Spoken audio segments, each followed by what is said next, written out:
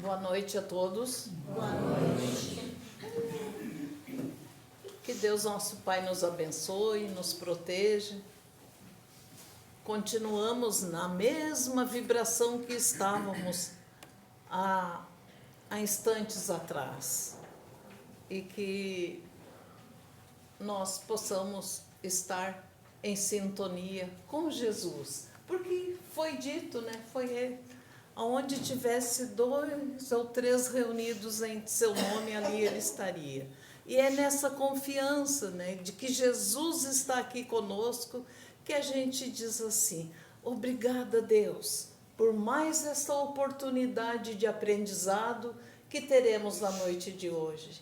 Que a tua paz, a tua misericórdia se faça sobre todos nós e em nossos corações. Em nome de Jesus está aberto o nosso trabalho de palestra da noite de hoje. Que assim seja. A gente vai receber o nosso irmão Renato Bayer, da Sociedade Espírita Vinha de Luz, que vai fazer o trabalhinho para nós na noite de hoje. É bem-vindo, querido.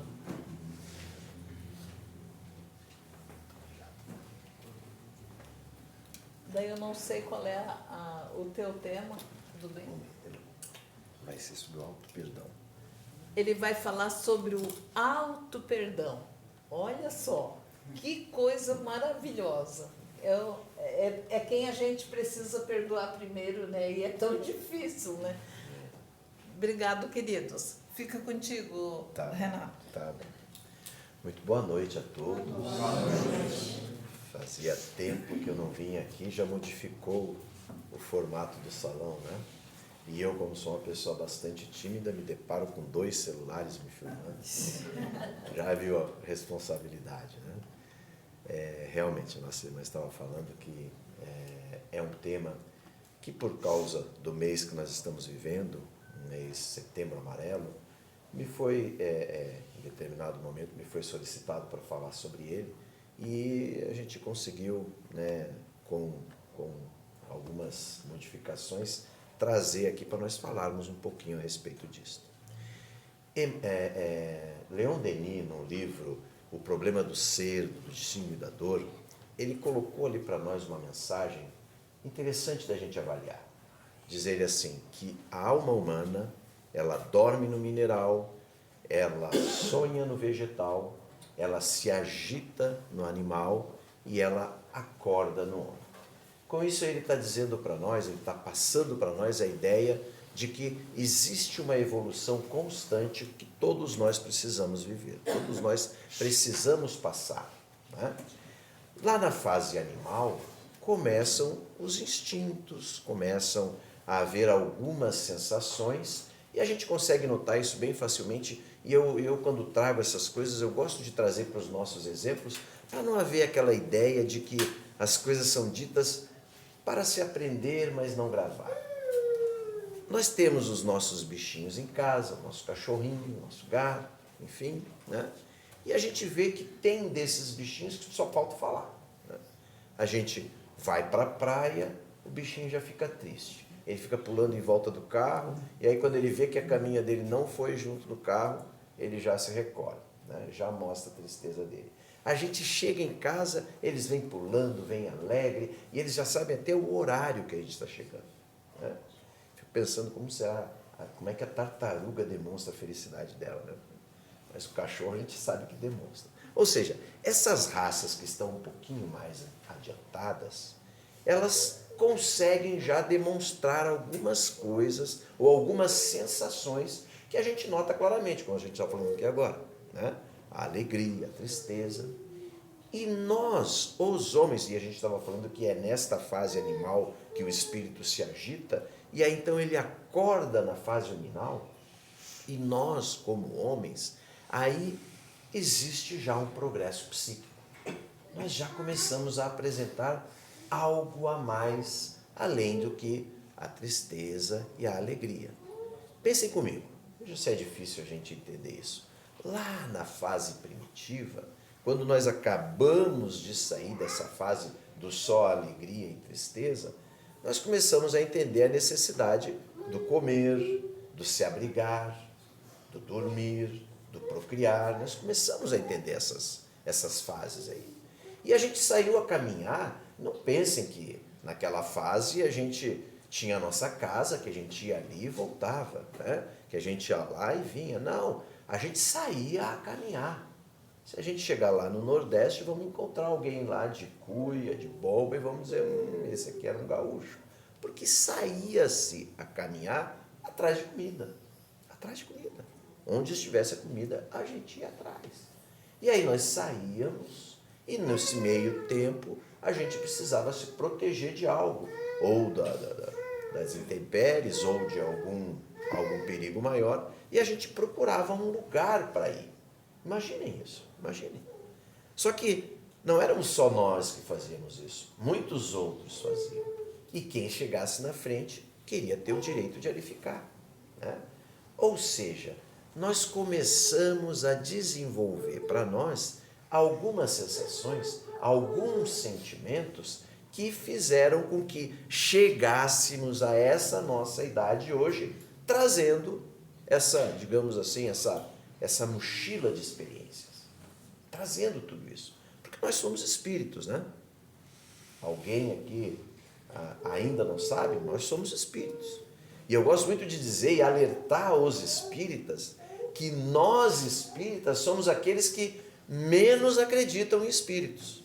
Nós somos os que menos acreditam em espíritos.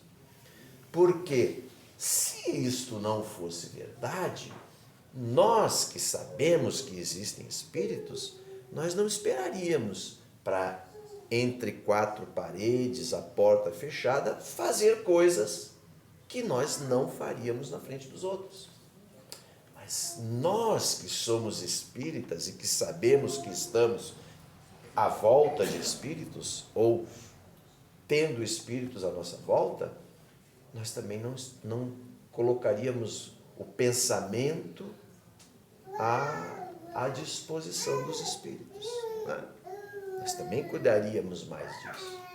Então, nós, sendo espíritos, quando estávamos lá nesta fase, onde a gente começou a crescer, onde nós começamos a nos encontrar com pessoas e ver que aquele ali caça bem, que aquele ali é bom nisso que faz, nós começamos a desenvolver admiração, começamos a desenvolver respeito, começamos a desenvolver qualidades, começamos a desenvolver algo que nos aproximava das pessoas. Mas em paralelo, como todo bom ser humano, nós começamos a desenvolver também aqueles sentimentos menores. E esses são os que mais ficam. Nós começamos a desenvolver, por exemplo, o egoísmo. Capítulo 11 do Evangelho segundo o Espiritismo, amar como a si mesmo, amar o próximo como a si mesmo. Ali nós vamos encontrar uma mensagem de Emmanuel, falando sobre o egoísmo. E o Emmanuel diz que o egoísmo é o contrário, ou é a negação da caridade. Negação da caridade. E que, por isto, o egoísmo é o grande obstáculo da humanidade para chegar à felicidade. Porque o egoísmo é a negação da caridade. É a negação daquilo de bom que nós podemos fazer para as pessoas. Porque a gente ainda tem o sentimento, ou a ideia de que nós estamos aqui para sermos amados. Para sermos amados, nós precisamos de alguém que nos ame. Quando é exatamente o inverso. É exatamente o inverso. Nós estamos aqui para amar as pessoas. O paizinho e a mãezinha que estão ali com o seu filhinho, olha o cuidado que eles têm com eles. A felicidade deles, ou a nossa felicidade, é amar esses seres. Porque quando eles estão ali naquela idadezinha, peguem como exemplo o filhinho pequeno ou o netinho, como eu tenho, né? Ele tem 5 anos. Há uns 25 anos atrás ele me pediu um presente. Eu já saí a comprar. E já comecei a me deliciar com a ideia de ele receber aquele presente. Eu já comecei a imaginar como vai ser legal quando ele receber a carinha dele, a felicidade dele. Ou seja, o que interessa para nós é dar, não é receber. É isso que nos faz sentir bem. amar. E Emmanuel diz para nós que o egoísmo é exatamente a negação disso, de dar. De dar. Então, nesta de nós criarmos o egoísmo, criarmos a tristeza, criarmos o orgulho, criarmos, enfim, estes sentimentos, isto afoga ou isto acaba como amordaçando aquilo de bom que nós temos para levar para a vida. Né? E é isto que nós, ao longo das nossas existências, começamos a levar. Porque se somos espíritos e tivemos várias existências, vamos pensar o seguinte: há uns 500 anos atrás não existia carro, não existia ônibus, não existia asfalto. A gente saía a caminhar. Né? Numa caminhada dessas, eu fui atacado por algum animal. Fui atacado e aquilo me causou um prejuízo muito grande, ou desencarne, ou alguma coisa. A partir disto, eu comecei a ter medo daquele tipo de ataque, daquele tipo de animal. E isso está gravado no meu subconsciente. Está gravado. E eu trouxe isso comigo até hoje. Eu vim trazendo. Mas há uns 300 anos atrás, por algum motivo, eu caí na água. Não sei. E naquela época, né, é engano nosso pensar que já sabia nadar há 300 anos atrás. Esse nado que a gente vê aí nas Olimpíadas, esse nado foi inventado agora, no século passado. Mais precisamente em 1902, esse nado que a gente vê. Antigamente a pessoa caía na água, se afogava e morria, desencarnava. E aí então hoje muitas pessoas vão à praia e dizem assim: eu não gosto de água, não gosto de chegar na praia, eu prefiro ficar aqui sentado. Ou se vão, ficam de pé ali onde a água dá um palmo d'água. Porque no subconsciente delas, lá no fundinho, cai ainda aquele medo daquilo que aconteceu. Eu, por exemplo, me pego de altura, medo de altura. Uma coisa que para mim é terrível, a altura. Eu chego lá no 20º lugar, lá, olho, não tem problema nenhum. Não tem esse problema de chegar na beira do muro ali, da mureta. Não tem problema nenhum. Meu problema de altura é aquela coisa que começa a bambadear, assim, né? E a gente fica naquela coisa de não ter onde segurar. Agora, tem gente que tem medo de barata, tem gente que tem medo de aranha, tem gente que tem medo de abelha. O que será que aconteceu com essas pessoas para trazerem esses medos e carregar isso tudo até aqui? Não é? Isto é aquilo que nós chamamos de paradigmas. Os nossos paradigmas, a nossa forma de agir. Mas, Renato, tu tem que ser mais paciente. Tu quer tratar todo mundo assim, desse jeito, falando mais alto e gritando na frente deles. Este é meu jeito. Sempre fui assim, tu me conheceu desse jeito. Se quer, quer. Se não quer, tem quem quer. É assim que a gente trata. Porque esse foi meu jeito. Mas, Renato, tu vai no supermercado, eu tenho até medo de ir contigo no supermercado, porque tu sempre arruma uma discussão. Não vem. Tu me conheceu assim, é assim que eu sou, eu não mando eles fazerem as coisas erradas, aquela mulher fica demorando um ano para passar os negócios, quando passa está sempre querendo mais, e vem me pedir cartão, e vem isso aqui. Esse é meu jeito. Ou seja, o nosso paradigma, a forma de sermos. Só que vocês já notaram que aquilo que a gente agarra de maneira muito forte, aquilo que a gente quer que permaneça com a gente, são sempre aquelas coisas assim que nos causam prejuízo, né? Ai, querido, tu é tão paciente, adoro tu, assim, como tu resolve as coisas. Esse é meu jeito, eu sempre fui assim. Vocês já viram algo desse tipo? Não. Quer dizer, a coisa boa não fica em nós, mas aquele problema está agarrado na gente. E este egoísmo que nós estávamos falando, ele é mais ou menos isto. Porque em algum momento alguém me tirou algo. Em algum momento alguém entrou na minha casa, ou na minha caverna, ou naquela árvore que eu me abrigava e me roubou algo. E fez eu entender que se eu não pegar primeiro, os outros pegam. Em algum momento alguém entrou lá na minha casa e roubou o que eu com tanto custo, com tanto trabalho tinha tirado. E aquilo me fez ver que, olha, o que é meu tem que estar sempre junto comigo. Não posso dar para ninguém, porque senão vão levar. Quantas os trabalhadores da casa aqui, que trabalham na área mediúnica, podem confirmar isso. Quantas e quantas vezes a espiritualidade vem se manifestar e diz para nós assim: eu não vou sair de lá. Não adianta querer que eu saia de lá. Sair de onde? Da casa. Ela é minha casa. Aquela casa é minha. Eu não mandei eles pintar. Por que eles estão pintando ela? Por que eles estão arrumando? Por que eles estão desmanchando? Por que eles estão isso? Quer dizer, mesmo depois de desencarnado, a gente ainda quer ficar lá na casa. A gente tem que estar na casa. E a gente briga por aquilo. A gente vê nesses filmes aí o pessoal fazendo guerras e mais guerras para lutar para poder adquirir palácios, para conquistar palácios, né? Castelos. Eu tive uma oportunidade de viajar em determinado lugar e cheguei num desses castelos que até em filme apareceu, que era fonte de brigas pelo castelo. Brigaram, mataram, povos e mais povos lutaram. E sabe quem é o dono do castelo hoje? Vocês têm ideia de quem são os donos do castelo? Como ele fica na beira do mar? São as gaivotas, que ficam lá passeando, fazendo as necessidades delas, todo mundo vai embora, elas ficam ali dormindo, o castelo é delas.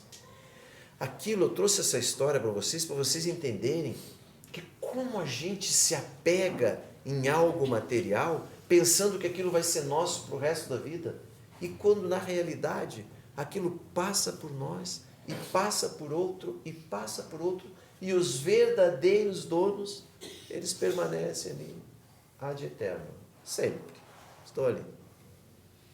Então, o egoísmo é para nós também aquela fonte que começou a nos trazer insegurança, começou a fazer com que a gente fique desconfiado de tudo e de todos, aquilo que fez com que a gente começasse a relembrar das coisas do nosso passado e por causa disso nós nos defendêssemos. Hoje nós estamos nos defendendo, o que é meu, dá licença, se chegar um prato de comida, o primeiro a servir sou eu, ou seja, primeiro eu tenho que satisfazer as minhas necessidades.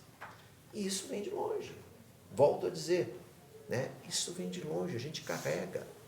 E se a gente carrega isso por problemas que nós tivemos lá atrás, não é interessante a gente pensar que, poxa vida, eu não sou assim também um monstro tão grande, né? Eu não sou uma pessoa assim tão vil, eu não sou uma pessoa assim tão desprezível, porque isso são problemas que aconteceram lá atrás, problemas que aconteceram, e que o que eu estou precisando é despertar isso, conversar a respeito, tratar isso, para daí, enfim, eu me libertar desses problemas, me libertar disso. Esses paradigmas, para a gente começar a tratar deles, em primeiro lugar, a gente precisa saber qual é o envolvimento que a pessoa tem nisso. Isso são vícios nossos, né? São vícios. Nós temos o vício do egoísmo, nós temos o vício do falar mal, nós temos o vício do criticar, nós temos vícios, e estes vícios, para a gente tratar, em primeiro lugar, a gente precisa saber qual é o teu envolvimento com tudo isso. Porque se nós falássemos de drogas químicas, a gente diz assim, qual é o tamanho da tua dependência? Tu já está num estado muito crítico, mas como nós estamos falando de questões psicológicas, qual é o tamanho do teu envolvimento? Tu já perdeu amizades, tu já vive sozinho, tu já está com 60 anos e vivendo sozinho, abandonado por tudo e por todos, por causa de tudo isso que tu fez até hoje, tu vive uma vida solitária, qual é o teu envolvimento? Qual é o grau, enfim, do envolvimento teu com isso? Primeira coisa que a gente precisa saber. A segunda coisa, o quanto tu gosta disso, o quanto tu gosta de ficar criticando. Acabamos de dar o exemplo aqui da pessoa que, não, esse é meu jeito, quer, não quer, tem que quer. Quanto tu gosta de ser desse jeito? O quanto tu prefere ser essa pessoa que tem que dar a última palavra ou a palavra mais alta? O quanto tu gosta de ser assim? Egoísta, mal-humorado, exigente, intransigente. O quanto tu gosta de ser assim? Ah, eu gosto, eu me divirto. Eu conheço gente que vai para o supermercado ou vai para a loja e volta contando que brigaram, mas rindo, dando gargalhada porque brigaram, porque xingaram, porque fizeram, porque aconteceram. Quanto tu gosta de fazer de ter esse tipo de atitude? De sair por aí confrontando a tudo e a todos? Nós também precisamos verificar qual o tamanho de esclarecimento das pessoas que estão à volta. Porque se nós temos alguém doente assim lá em casa, qual é o grau de entendimento que nós estamos levando para casa? Porque nós estamos aqui para despertar conhecimento. Nós estamos aqui para receber boas energias, para fluidificar nossa água, para ter conhecimento de algumas coisas, mas também para levar para os nossos lares tudo isto de bom que nós recebemos aqui, que não é pouco, que não é pouco. Talvez a gente ainda não tenha esse entendimento, mas não é pouco do que nós recebemos aqui. E nós levamos lá para a nossa casa. Então, qual é o grau de entendimento daqueles que convivem, familiares, amigos, terapeutas? Porque se a criança, o rapaz, o jovem, a moça de 18, 20, 30 anos está enfrentando problemas, qual a condição que nós temos de sentar para conversar com eles? De ter uma conversa tranquila, esclarecedora, ensinando, mostrando caminhos. Qual é o grau de entendimento que nós temos? A volta. E por fim nós precisamos entender o seguinte: qual é a tua vontade de mudar? Porque se tu não tem vontade de mudar, não adianta nada. Não adianta nada. Eu gosto de ficar falando mal dos outros. Para mim é prazeroso. Eu gosto de fazer fofoca. Eu adoro uma fofoquinha. Então, se tu gosta, vamos parar por aqui. Vamos parar por aqui, porque nós não conseguimos, não vamos conseguir provocar essa mudança se isso te apraz. Essa vontade ela precisa ser mais forte. Essa vontade, ela depende também de fases. Eu vou passar para vocês aqui uma sequência que vamos colocar na nossa vida. Vocês vão ver que basicamente forma tudo na nossa vida. Basicamente. Em primeiro lugar, nós precisamos ter um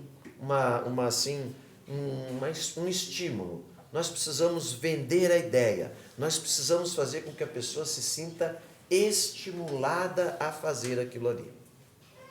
Estimulada a mudar. Né?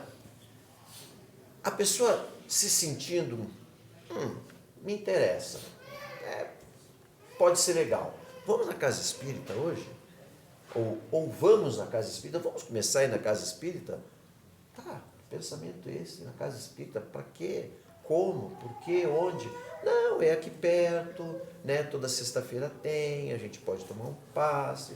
A pessoa ouve aquilo, né? Ouvindo aquilo, a pessoa vai meditar a respeito, vai pensar a respeito. Não é assim quando a gente quer pedir alguma coisa para alguém? Escuta, tu não quer ir na festa sábado, ir no cinema, ir no shopping? E a pessoa, deixa eu pensar um pouquinho, não é assim? Deixa eu pensar um pouquinho. Então a pessoa começa a meditar a respeito. Aí a pessoa decide, vamos na casa espírita, vamos. Né?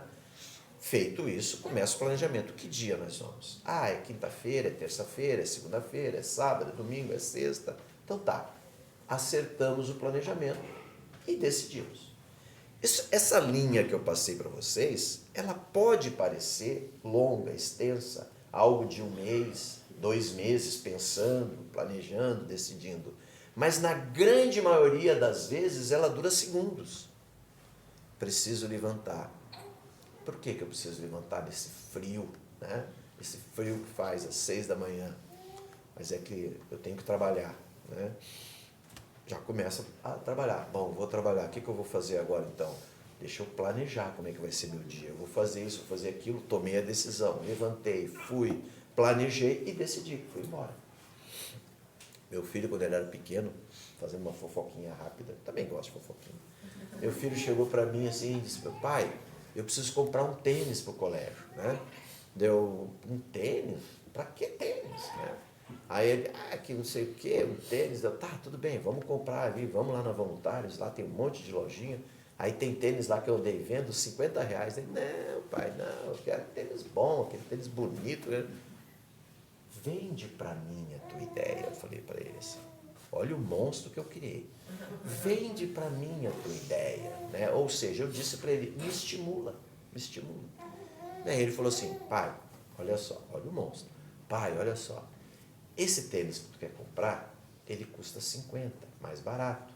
Mas ele dura 2 meses, 3 meses. Esse que eu quero, ele custa 100, mas ele dura o ano todo. Tu vai ter que comprar só um. Aí eu, opa, espera aí, me estimulou, me fez pensar. Tá, espera um pouquinho que eu vou decidir. Mas é claro que já estava decidido, né? Eu só ia ter que comprar um. Tá, e aí decidi. Olha como foi rápido. Decidi, vamos comprar, né? E aí agora começou o planejamento. Ah, vamos em tal lugar, aí eu compro a prazo, pago à vista, tal, planejamento. Aí fomos lá e executamos o negócio. Por que eu estou contando isso para vocês? Para vocês entenderem uma coisa, a fase do planejamento é importantíssima para nós. Quando nós começarmos a planejar as nossas mudanças, as nossas alterações, é importante que a gente preste atenção nos detalhes e não nos deixemos enganar. Não nos deixemos enganar em coisas que depois nós faremos e que serão piores para nós. Olhem só como o planejamento meu foi falho. Eu esqueci que ele tinha 12 anos. Se ele tinha 12 anos, olha o monstro com 12 anos. Se ele tinha 12 anos, o pé cresce a cada mês, né? Então, quando deu 2 meses, tem que comprar outro. Quando deu 4 meses, tem que comprar outro. Ou seja, eu comprei uns 5 tênis durante o ano todo, porque não pensei naquela questão. E assim são os nossos projetos. Precisam ser bem repensados, precisam ser bem avaliados. Nós vamos na casa espírita? Vamos, mas nós vamos na casa espírita que dia? Nesse dia eu posso ir? Posso, porque se eu for me comprometer a vir na casa espírita em dias que eu não posso vir, aí eu fico naquela coisa de vai e volta, e daqui a pouco eu não volto mais. Porque o ser humano é assim, ele se desestimula rapidamente, né? Então eu preciso ter tranquilidade de fazer algo, ou preciso ter tranquilidade para fazer algo de maneira sequencial. E a inteligência nossa, ou melhor, o conhecimento nosso, aliado à nossa inteligência, porque são coisas totalmente diferentes, o conhecimento e a inteligência são coisas totalmente diferentes. A gente passa aqui, principalmente aqui nas nossas casas espíritas, vem aquela pessoa cheia de livros, aquela pessoa que está na casa espírita há muito tempo. Eu falo casa espírita, gente, não é querendo repassar a responsabilidade aqui. É para que ninguém pense que a gente está falando mal dos outros. Não, nós estamos falando a nosso respeito. A pessoa passa cheia de livros e diz, nossa, essa pessoa é super inteligente. Mas lá fora ela não faz nada. Aquele conhecimento todo que ela adquire aqui, ela não faz nada lá fora. Ela não faz nada. Esse inverno está cheio de gente nas calçadas, precisando de uma meia, de uma calça, de uma camisa, e a pessoa não faz nada. Então a pessoa tem conhecimento, mas ela não tem a inteligência, porque a inteligência é o conhecimento em ação. Se não tiver ação, é apenas conhecimento. Eu decorei esse livro todo, mas não agi. Isto é ser inteligente, botar o nosso conhecimento em ação. E a nossa inteligência aliada ao nosso conhecimento vai fazendo despertar em nós melhores sentimentos. Sentimentos que fazem com que a gente se desperte e pense, puxa vida, se eu não der um jeito na vida, se eu não der um jeito nessa minha forma de ser, a coisa não vai evoluir. E eu vou passar a minha velhice sozinho. Ou seja, ela vai despertando em nós sentimentos novos, sentimentos de paciência, sentimentos de perdão, porque nós começamos a entender que é muito melhor nós sermos livres do que escravos. É muito melhor. Nós começamos a entender que é muito melhor eu fazer o bem do que fazer o mal. É muito melhor eu fazer gentilezas para as pessoas, porque eu recebo gentilezas de volta. Eu comecei uma campanha, uma vez que eu comecei a falar para os meus amigos, caminhe da tua casa até tal lugar, 50 metros, todo mundo que passar por ti, tu diz bom dia, bom dia, bom dia. Vocês têm que ver a surpresa das pessoas. Quando eu comecei a falar bom dia, as pessoas se assustavam, porque essa pessoa me dando bom dia, né? Porque ninguém mais dá bom dia para ninguém. Quando muito a pessoa dá um grunhido, né? Ninguém dá bom dia. Eu comecei, bom dia. E as pessoas surpreenderam. E também eu me surpreendi, porque muitas respondiam. E alegre, bom dia, bom dia, bom dia. Terminou a minha campanha, me desanimei. O ser humano é assim, me desanimei, não quero mais saber de dar bom dia para ninguém. E estou caminhando um dia bem sério. Passou uma pessoa por mim assim, bom dia. Olha que maravilha. Gentileza gera gentileza. Se a gente quer um beijo, a gente não pode dar um tapa. Ou, como diz a expressão, as mãos que oferecem flores permanecem perfumadas. Quando eu menos esperava, alguém veio e me abraçou e me deu um bom dia. Aquilo me fez tanto bem. Eu, puxa vida, estamos no caminho certo. E é isto que acontece. A gente começa a entender que estamos no caminho certo. Estou no caminho certo fazendo isso. Mas ao mesmo tempo que desperta em mim esses sentimentos bons que estavam guardados, mas que precisavam despertar, assim como a planta precisa despertar da terra, esses sentimentos que estavam guardados despertaram. E aí eu comecei a pensar, nossa, mas eu tratei tão mal ela, né? Eu tratei tão mal aquela pessoa, né? Criticava, né? Enfim, fazia tantas coisas ruins para ela, e agora eu sei o quanto é ruim esse tipo de atitude. E aquilo traz para mim uma dor, traz para mim um sofrimento. Nossa irmã falou aqui há pouco tempo, né? Ela disse que a dor é a palavra da vida nos alertando para o desequilíbrio, não é? Sim. A dor é a palavra da vida nos alertando para o desequilíbrio, né? E o sofrimento daria para dizer que é a palavra da vida nos lembrando dos erros. O sofrimento não é aquele sofrimento pela perda, o sofrimento pela lesão, enfim, o sofrimento que nós temos internamente, que é o que nos traz aqui hoje, né? O sofrimento que nós carregamos, de nós não termos dado ao nosso pai, à nossa mãe, que quando chegou no final da vida estava numa situação mais assim difícil, e nós não fizemos por ele tudo aquilo que nós queríamos ter feito. E hoje a gente se arrepende, puxa vida, por que eu não, né? Podia ter feito mais, né? Então, este sofrimento traz para nós, ou esta dor traz para nós esse sofrimento, e nós começamos a nos carregar de culpa. Nós começamos a carregar o nosso coração de culpa. A nossa consciência fica culpada, porque ela cobra de nós, que agora sabe o que é bom, cobra de nós porque nós não fizemos aquilo. E aí está o segredo do perdão. Aí está o segredo do perdão. Porque o perdão, a gente poderia falar aqui seminários e seminários sobre perdão, porque tem várias assim, facetas para se abordar o perdão, né?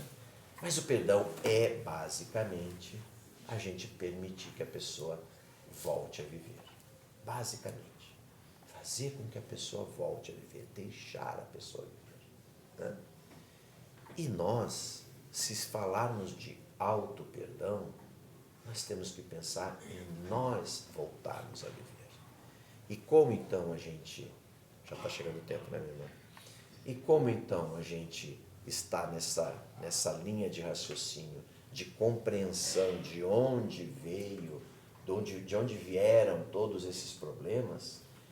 Como nós estamos nessa busca por compreender, conhecer e aí nos retificar, agora que nós estamos enxergando os problemas que nós causamos, também é momento da gente entender que nós não somos assim também monstros, que já chegamos aqui onde nós estamos. Já chegamos a este ponto porque nós evoluímos, nós deixamos muitas outras coisas para trás. Eu estava fazendo evangelho em casa esses dias e aí numa mensagem dizia assim, porque há 100 anos atrás se pensava assim, hoje se pensa assado.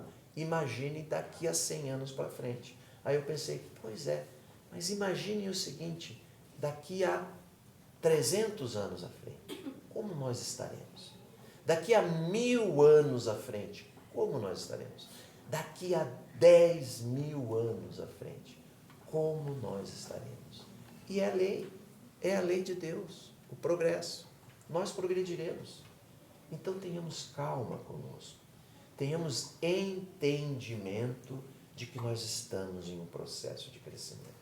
Tenhamos essa compreensão para que quando nós nos depararmos com os nossos erros, a gente saiba conversar com a nossa consciência e dizer: calma, calma, vai dar certo. Deus está no leme, nós chegaremos lá. Sexta-feira, a véspera desse final de semana, eu estava preparando para vir para cá, eu moro em Porto Alegre, era umas 6:30 da tarde, aquele céu vermelho, aquele sol, aquele céu azul, tudo muito bonito, dizendo para nós que o fim de semana vai ser maravilhoso. Que o fim de semana, então, comece hoje, agora, lá em casa, levando tudo isso de bom que nós recebemos aqui. Estejamos em paz. Fique com Deus.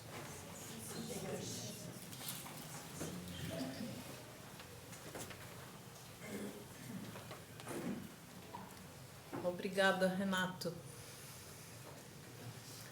Agradecemos, então, a Deus, a Jesus, pela bênção da vida.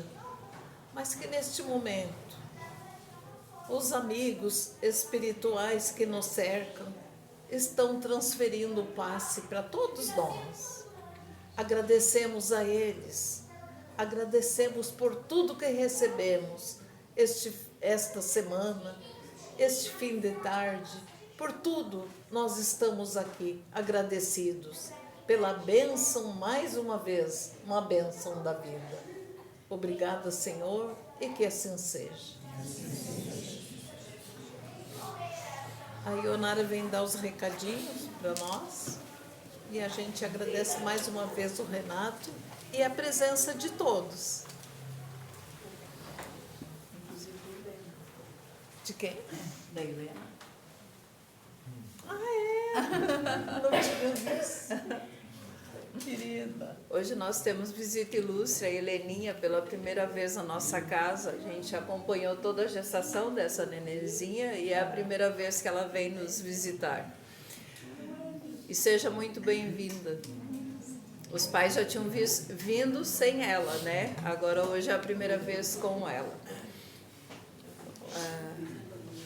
Então tá, a gente pede aos trabalhadores que, se quiserem dar uma babadinha antes na neném, antes de ir para a sala de passes, né, para se organizarem lá para o trabalho.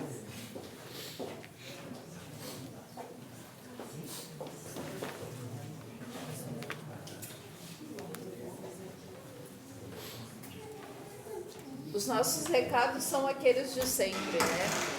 Tem um que eu nunca dei, que todas as palestras que acontecem aqui ficam gravados no YouTube, no canal da Débora. Aí se a gente procurar por Débora Costa Luz Eterna, a gente encontra.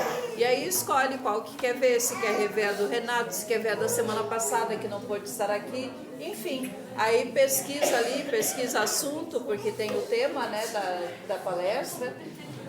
Débora Costa Luz Eterna. Botando essas palavras-chave ali no campo de pesquisa, consegue encontrar, tá, gente? E daí, Débora, daí é para curtir, se inscrever no canal. Se inscreva no canal. Dê um likezinho e clica também. Ativa o sininho, curte, compartilha, tá, gente? É interessante porque às vezes tem palestras que eu, por exemplo, hoje eu não pude ficar o tempo inteiro aqui. Aí eu tenho a oportunidade de rever na íntegra, né? Os trabalhos também são transmitidos, tem 2 telefones aqui, porque um transmite ao vivo. Quem está em casa e quiser assistir, daí baixa o aplicativo Jitsi Meet e acompanha de casa. E para quem não pode realmente estar com um compromisso com outra coisa neste horário, tem a opção também de assistir gravado depois, tá, gente? Hoje nós temos gente...